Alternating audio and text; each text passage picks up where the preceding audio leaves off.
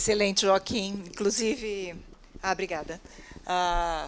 Você passando esse vídeo me lembrou outro dia. Bom dia a todos, pessoal. Tudo bem?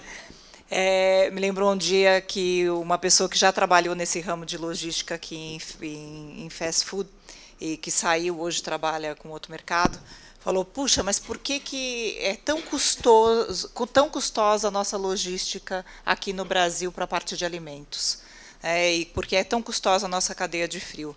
E eu fico pensando se uma das coisas não é um pouco de legado de coisas muito antigas que a gente ainda trabalha. A gente não tem um centro de distribuição novinho, sabe, assim, que foi feito, de repente, com uma visão mais tecnológica, com muito mais robotização.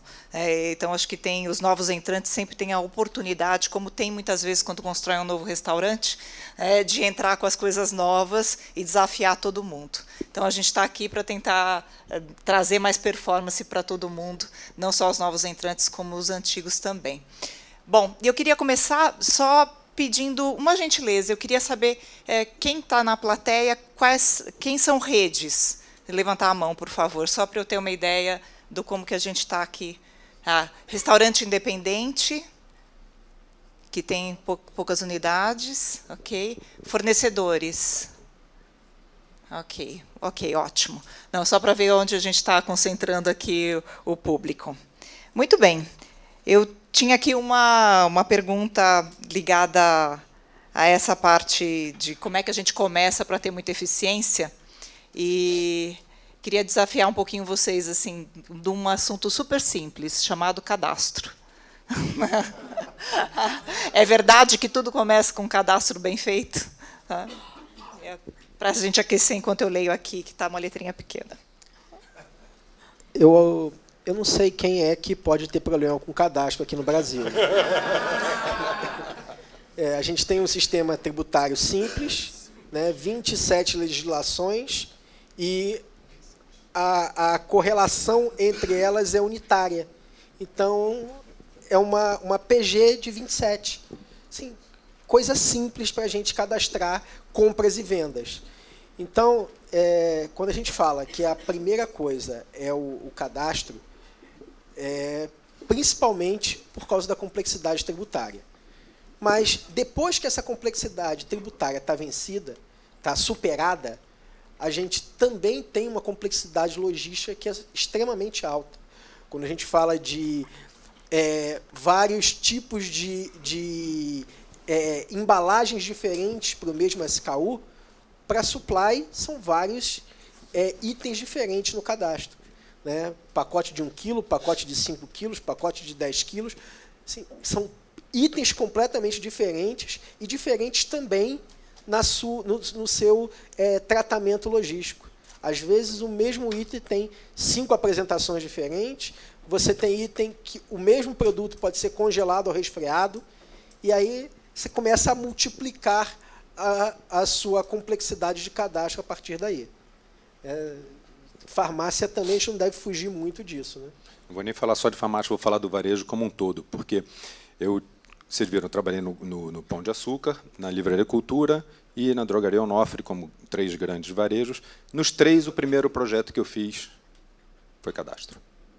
Foi uniformização do cadastro. Porque o teu produto aparece diversas vezes, porque ele tem nomenclatura diferenciada, então você faz um padrão para a nomenclatura, depois tem a questão fiscal, depois tem a questão da unidade. Então, os 3 primeiros. E, quando a gente fala de cadastro, não é só cadastro de produto. Eu, quando cheguei agora na Drogaria Onofre, o segundo grande projeto que nós tivemos que fazer foi o cadastro de clientes. Porque o meu cliente era um cliente no canal loja, no canal televendas e no canal e-commerce. Então, quem comprou no televendas, quando o meu e-commerce abria, ele não sabia quais eram as compras do televendas e da loja. A partir de dezembro de 2018, nós fizemos isso acontecer. Mas, então, cadastro é sempre uma pedra no sapato de todo mundo. Tem cadastro de fornecedores também, né, homologados, não, ou em processo, tem tanta diversidade. Bom, começo a ter aqui algumas perguntas. E tem aqui uma curiosidade, estão me perguntando se você tem na Domino's, João, o mesmo número de pessoas no TI, 60%, que nem nos Estados Unidos. Ah, e estão perguntando também qual o sistema de vendas, ERP, se isso é homogêneo entre todos os países ou não. Vamos lá. Não, obviamente que a gente não tem, mas desde que a gente assumiu a gestão da marca em agosto do ano passado, TI foi a área que mais cresceu em número de pessoas. Obviamente, a gente tem que excluir a operação, porque antes a gente tinha muito pouca gente em operação própria, e agora, com esse ritmo de expansão, a operação é, logicamente, a área que mais cresce. Mas, dentro do corporativo, TI é disparado a área que mais cresceu até agora. A próxima é sobre sistemas, não é? Quando a gente assumiu a empresa, tinham 5 sistemas diferentes de PDV. Então, 5 sistemas diferentes é uma coisa tranquila de conciliar. A gente lembra da integração lá, 5 sistemas com dados de venda. Obviamente que a gente só ia conciliar o dia na semana seguinte. E a gente vem fazendo um trabalho de migração para um sistema de vendas só, um sistema único de vendas. Hoje a gente está com mais ou menos 60% da rede já migrado para esse sistema novo, que é um sistema mundial da Dominus Internacional, que a gente acredita que vai trazer mais consistência nos números e uniformidade na operação. E alimentação a gente precisa gerir, não é D+1, é na hora. A gente teve uma ocasião de consumo, restaurante vive de ocasião de consumo, que podem ser 2 ou 3, almoço e jantar, alguns fazem café da manhã também. Então, se você não tem os dados do almoço às 3 da tarde, você perde a oportunidade de corrigir os problemas para o jantar. Tão simples quanto isso. Então, a gente precisa do dado em praticamente tempo real. No BK, a gente demorou quase 5 anos para chegar lá. Na Dominus, essa caminhada vai ser um pouco mais rápida, mas é uma caminhada dolorida, porque trocar sistemas, principalmente de PDV, para franquias é uma coisa complicada. O cara já investiu no sistema antigo deles e falou, esse sistema não pode mais, o que pode agora é outro, e a nota é essa. Resistência da rede, e implanta, e o cara fala, não funciona. Quando a gente vai ver, é o cabinho lá da impressora de pedidos que não está bem conectado, que estava frouxo, que aí o cara não consegue fazer pedido, fala, a culpa é do sistema, é porcaria e tal. Eu não tinha esse tipo de problema antes. Então, toda essa complexidade de gerir uma rede que já não é pequena e que tem toda uma diversidade de sistemas e que a gente precisa colocar o trem no trilho de novo é razoavelmente grande. Meu tempo de alimentação, os 2 anos que eu passei na empresa de alimentação, nós tínhamos 2 produtos de PDV distintos. Então, vocês imaginem, se já era difícil integrar as informações de um sistema para outro, imagina de 2 sistemas para um outro que a gente usava numa retaguarda, um ERP grande, que era SAP, ainda é lá, que eu tenho notícia.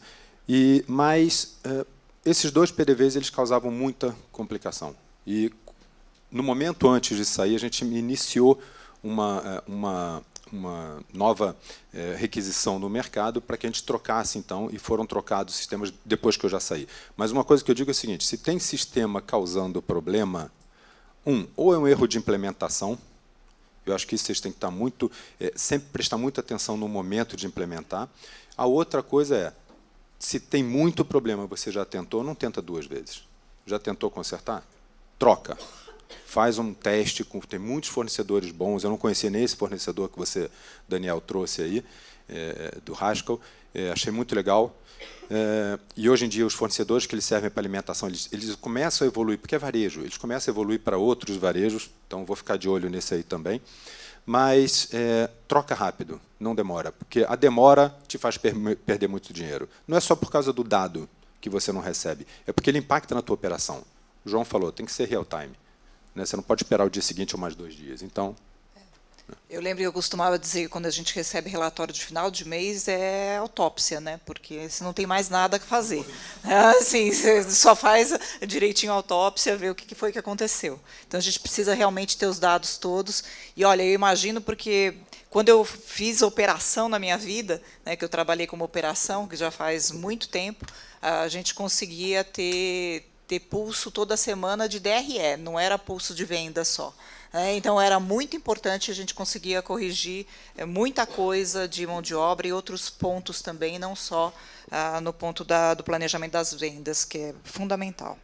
Muito bem, vamos falar um pouquinho aqui sobre a parte de tecnologia, já que a gente começou a acelerar, né? O que vocês entendem que dá mais resultado hoje para a área de supply chain? Qual o tipo de adoção de que ferramenta de tecnologia? Deixa eu começar essa. Assim, eu fico muito tranquilo em usar um patchwork, né? A gente buscar, o Fábio comentou isso, fico muito tranquilo de buscar quem sabe fazer as coisas. Então, um sistema de WMS, que é o sistema que faz o armazenamento dentro de um centro de distribuição, um sistema de PDV, são sistemas que já têm uma inteligência, uma expertise muito grande no mercado. Agora, se eu tenho algum diferencial na minha empresa, esse diferencial eu vou buscar que seja um sistema que aí sim, ou eu vou desenvolver, ou seja, um sistema que eu possa interferir nele para ele ser mais a minha cara. Mas eu gosto, né, e, Daniel, desculpa de novo contra você nesse sentido, mas eu acho que a interface ela desafia a gente. Então, a gente tem que, de novo, numa implementação, fazer um trabalho muito bom para a gente garantir que a interface e a integração funcione. Mas eu gosto do patchwork, eu vou buscar quem é especialista. Então, seja pricing, tem um cara que é muito bom, eu vou buscar esse cara. WMS, o TMS, que é o Transportation Management. Então, quando a gente faz roteirização, a gente busca. A gente fez isso no passado. A gente tinha um produto muito bom no passado. Então, eu gosto do patchwork. Tá? Quando a gente fala de tecnologia para supply, e a gente não pode perder de vista que, embora a gente gostaria que fosse, supply não é a área mais importante dentro de uma empresa de alimentação. A empresa de alimentação é feita, aliás, varejo é feito para vender. Então, a gente tem que suportar a atividade de vendas da melhor maneira que a gente puder. E, na minha experiência anterior, uma coisa que fazia muita diferença no supply é o tempo que o gerente perdia fazendo atividades de supply chain, ao invés de estar concentrado em venda. Então, na casa antiga, eu comecei um projeto, ele não foi concluído até agora, mas está caminhando, de unificação da atividade do gerente em supply. Como é que funciona na maioria dos restaurantes?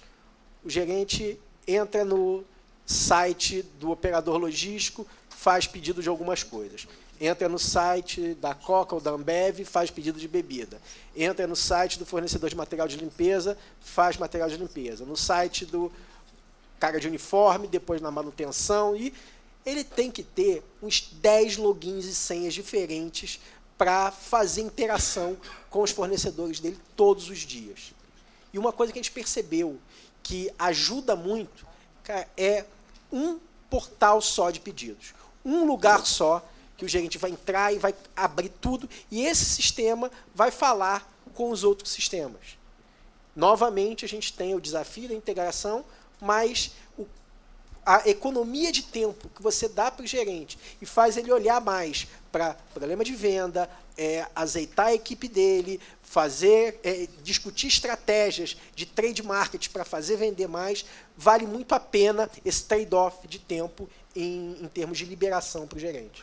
João, acho que do mesmo jeito você pode falar isso na retaguarda, porque o que você vendeu você tem que comprar. Então, o teu MRP ele tem que estar também bastante bem tunado, né, para que você faça a melhor compra, né, e que chegue no restaurante o que você vendeu depois, que você tem que repor aquela coisa. Quantos aqui usam RPs de grande porte? Que eu vi que tem muita gente de redes, de grandes redes. Quantos usam um Oracle, um SAP, um TOTUS? Quantos aqui usam? Bastante gente. Então, nessas empresas que eu tenho passado de varejo, a gente sempre utilizou o MRP dentro desses legados, como hoje a gente já fala, mas que, na verdade, são ferramentas de mercado. Porque eles fazem muito bem. A gente tem que fazer com que as regras estejam muito bem descritas para que a compra seja efetivamente o que se precisa e não o que a gente acha que precisa. Então, desculpa, era só para lembrar da retaguarda também. Não, imagina. Bom, vamos retomar aqui uma pergunta sobre uma coisa direta, nesse caso, para você, Joaquim, falando sobre o modelo próprio e muito eficiente de verdade, eu acho que eu queria que quem fez a pergunta me ajudasse aqui no entendimento dela. Porque está escrito, o seu modelo próprio e apurado e eficiente não gera muitos processos trabalhistas a ponto de não ser viável manter. É do motoboy, gente? Exato. Tá bom, obrigada. Para a gente poder entender qual que é a questão. Hoje você tem um sistema que está funcionando muito bem de logística, que faz a entrega, e você tem inúmeros entregadores aí. Em algum momento isso não chega, eu não sei como que você está hoje trabalhando com a questão trabalhista, como que funciona isso lá dentro hoje? Porque você é muito claro do que aconteceu. É uma dor de cabeça para todo mundo que faz entrega hoje. É verdade. Quando a gente começou a fazer essa questão da sistematização, da automação da entrega dele, do rastreabilidade, ficou muito confortável para a gente, porque a gente sabia o que eles faziam. Mas isso já era um problema para a gente, porque eles passam a ser basicamente exclusivos. Então, sim, problema trabalhista. Enquanto eles estão trabalhando com você, não tem problema nenhum. Eles amam, eles adoram, eles passaram a receber mais pelas entregas. Tá? E nós nunca viemos tendo problema, e por que esse gerúndio meio presente? Porque quando a gente resolveu mudar, então, para o modelo que a Raia gostaria de trabalhar, sim, começaram a aparecer os problemas. Mas os problemas são 130 motoboys, a gente conhece quem são eles, trabalham com a gente há muito tempo, então foi muito focado. Nós fizemos nessa transição de saírem de motoboys autônomos, exclusivos nossos, para motoboys vinculados a uma empresa, e essa que foi a mudança, e aí apareceu, sim, a questão trabalhista. Então, veio aquele advogado que consegue consolidar os 130, e grande parte deles entendeu que eu não vou fazer o que o advogado quer, eu vou fazer o que o jurídico da companhia quer, porque eu quero continuar trabalhando para a companhia. Mas dos 130, a gente teve, sim, uma grande parte que entrou na justiça, e entrando na justiça, a gente fez um acordo e a gente reduziu bastante, mas tivemos, sim, eu vou dizer que a gente teve uns 40% de problemas com os motoboys nesse ponto. E fizemos um acordo que chegou a um valor interessante, e por isso nós fizemos. Mas, sim, 60% teve uma questão muito simples por conta de quererem continuar trabalhando com a gente e foram para a empresa. Tá? Mas, sim, cuidado, que gera muito problema. Já é a segunda empresa que eu trabalhei nesse formato. Na Livraria Cultura também a gente dependia muito de entrega com motoboys. E os 80 motoboys um dia se rebelaram. Pararam em frente a uma loja e falaram: a gente não vai entregar mais nada se a gente não tiver uma condição X, Y, Z. E aí foi uma negociação. Mas, sim, é difícil. Então, por isso. Mas quando a gente entrou, quando eu entrei na Livraria Cultura e quando eu entrei na Onofre, a gente já tinha esse modelo de autônomo, a gente só fazia provisionamento para ver que momento que a gente ia mudar para uma empresa. Que a empresa você terceirizou o problema. Bem lembrado. Bom, eu estou terminando aqui, porque nós temos 2 minutinhos aqui do nosso painel. Então, vou fazer a última pergunta. Se vocês pudessem dar um conselho para quem é dono do negócio ou da rede, ou as pessoas aqui que estão de supply, que têm que influenciar esses donos, o que vocês recomendariam? Como que eles deveriam abordar? Porque a gente tem visto realmente a ascensão da importância do supply chain e da tecnologia como 2 cadeiras que fazem a diferença nos negócios nessa nova era. Que elas trazem competitividade, e até ouvi de um CEO no último painel lá internacional falando o seguinte: a supply chain está ficando sexy. Então, está começando a ficar sexy. Vamos ver o que de repente vocês poderiam dar de dica. Vocês já são sêniores bastante no mercado. Por favor. Eu vou tomar a palavra primeiro, porque a dele vai ser muito mais completa que a minha nesse ponto de supply. Mas, João, então fico bem tranquilo. Mas, assim, meu conselho supply deixou, assim como TI, alguns anos deixou de ser apenas retaguarda. Supply hoje é estratégico. Então, você comprar bem, para você vender bem. Quem falou isso aqui? Daniel. Chega, né? Mas é isso aí, você está certíssimo. Tem que comprar bem para vender bem. Então, supply deixou de ser como TI retaguarda. Supply é estratégico, cara. Então, a atenção que tem que dar a essa área é muito grande. João, aquele desenho que você fez foi maravilhoso do desenvolvimento, então aprofunda que você vai... Mas o meu ponto é esse. Deem importância a essa área como e conquistem isso dentro da área de vocês, como a gente em TI começou a conquistar, né? TI, hoje, na grande maioria das empresas, reporta seu presidente, exatamente por causa do cunho estratégico. Então, o supply tem que ter essa ascensão também. Tá? Eu acho que é uma coisa que vocês deveriam brigar muito. Bom, a gente pode começar dividindo supply em duas partes. Procurement, que sempre foi uma área estratégica para o varejo. O varejo sempre foi margem e cada vez mais apertada. Então, a compra é fundamental para o sucesso do teu negócio. Agora, logística é que a outra parte do supply é que era patinho feio na história. E está ficando mais protagonista à medida que, primeiro, essa onda de delivery coloca todo mundo no mesmo patamar de competitividade. Antes, quando a gente falava de entrega de pizza, cara, a Domino's estava muito na frente dos outros, porque tinha vocação, tinha sistema, tinha a estrutura do negócio preparado para isso. Hoje, você entra no iFood e tem 50 concorrentes lá. Então, ou a gente se diferencia entregando bem para o cliente, ou a gente vai ficar para trás nessa história. E aí, entregando bem para o cliente, não é só a última milha da logística, que é da loja para o cliente. Entregar bem para o cliente, a gente tem que olhar desde o planejamento de demanda até a ponta do cliente. E é nesse ponto que a logística vai fazer muita diferença para a rentabilidade do negócio. Se a gente falar de um único conselho que a gente pode dar de logística para as redes é não violentar a sua vocação para crescer. Isso é muito importante, porque às vezes as redes acabam tomando decisões de abrir em locais que não são ideais para a operação, as redes acabam tomando decisões de acelerar com modelos que a operação não está preparada para entregar, e aí fica uma operação torta, fica uma operação que a rede não consegue executar bem, e a consequência disso é uma experiência ruim para o cliente.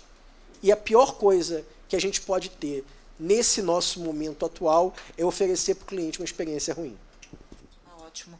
Bom, muito obrigada. Acho que é isso mesmo. Nós estamos com duas áreas aqui fantásticas que conseguem dar para nós tudo o que se precisa agora, né? A gente tem a parte toda da colaboração, muito importante, né? E supply chain tem um mundo de colaboração de fornecedores para trazer, então da parte de tecnologia cada vez mais onipresente nos nossos negócios. Obrigada, João. Obrigada, Joaquim.